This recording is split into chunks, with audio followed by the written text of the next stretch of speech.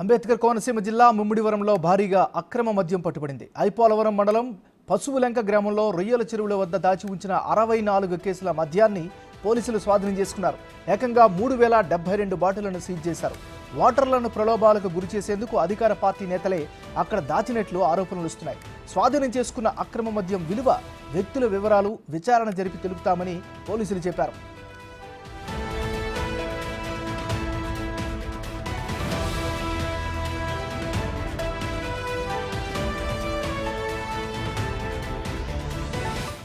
వీటిలో మనం breaking news చూస్తున్నాం. అంబేద్కర్ కోనసీమ జిల్లా ముమ్మిడివరంలో భారీగా అక్రమ మద్యం పట్టుబడింది. ఐపోలవరం మండలం పశువులంక గ్రామంలో రొయ్యల చెరువుల వద్ద దాచి ఉంచిన 64 కేసుల మద్యాన్ని పోలీసులు స్వాధీనం చేసుకున్నారు. ఏకంగా 3072 బాటిళ్లను సీజ్ చేశారు. వాటర్లను ప్రలోభాలకు గురి చేసేందుకు అధికార పార్టీ నేతలే అక్కడ దాచినట్లు ఆరోపణలు వస్తున్నాయి. స్వాధీనం చేసుకున్న అక్రమ మద్యం విలువ, వ్యక్తుల వివరాలు విచారణ జరిపిన తర్వాత తెలియజేస్తామని పోలీసులు చెప్పారు.